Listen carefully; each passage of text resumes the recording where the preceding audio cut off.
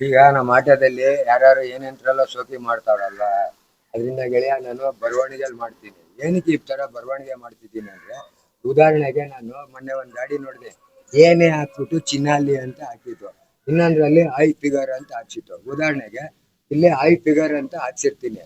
ನಾನು ವಾರಕ್ಕೋ 15 ದಿವಸಕ್ಕೋ ಜಯನಗರಕ್ಕೋ ವಿಜಯನಗರಕ್ಕೋ ರಾಜಾಜಿನಗರಕ್ಕೋ ಬಾಡಿಗೆ ಬರ್ತೀನಿ. ನೀವು ನಿಮ್ಮ ಮನೆಯವರು ಒಂದು ಸತಿ ಓದ್ತೀರಾ, ನನ್ನ ಮನೆ ಮುಂದೆನೆ ಗಾಡಿ ನಿಲ್ಲಿಸ್ತೀನಿ. ಬೆಳಿಗ್ಗೆನೆ ನಮ್ಮ ಅಮ್ಮ ಬಂದು ಬಾಕ್ಲಿಗೆ ನೀರ್ ಹಾಕಕ್ ಬರ್ತಾರೆ, ಐ ಫಿಗರ್. ನಮ್ಮ ಅಕ್ಕ ಹೋಗ್ಬಿಟ್ಟು ಅಂಗಡಿಗೆ ಹೋಗ್ಬಿಟ್ಟು ಹಾಲ್ ತಗೋ ಬರ್ತಾ ಇರ್ತಾರೆ, ಐ ಫಿಗರ್. ಪಾಪ ನಮ್ಮ ಅಜ್ಜಿ 6 ತಿಂಗಳು 3 ತಿಂಗಳು ಸಾಯಂಗಿರ್ತಾರೆ, ಅವ್ರಿಗೂ ಐ ಫಿಗರ್. ಹೋಗ್ಲಿ ಅವ್ರು ಬಿಡು, ನನ್ನ ಮಕ್ಳು ಇನ್ನೂ 2ನೇ ಕ್ಲಾಸೋ 3ನೇ ಕ್ಲಾಸೋ ಓದ್ತಾ ಇರ್ತಾರೆ. ಬರ್ರಿ ಅಮ್ಮ ನಮ್ಮ ಅಪ್ಪ ಆಟೋ ಏನೋ ಬರ್ತಾವನೆ ಅಂತಂದ್ರೆ ಅವ್ರಿಗೂ ಐ ಫಿಗರ್ ಅಂತ. ಇಲ್ಲಿ ಐ ಫಿಗರ್ ಅಂತ ಹಾಕ್ಸಿರ್ತೀರಲ್ಲ, ನನ್ನ ಮನೆಯವರನ್ನು ಬಿಟ್ಟು ನನ್ನ ಜನರನ್ನು ಬಿಟ್ಟು ಅಂತ ಹಾಕ್ಸಿರ್ತೀರಾ? ಎಲ್ಲಾರ್ಗು ಐತೆ ಗೆಳೆಯ.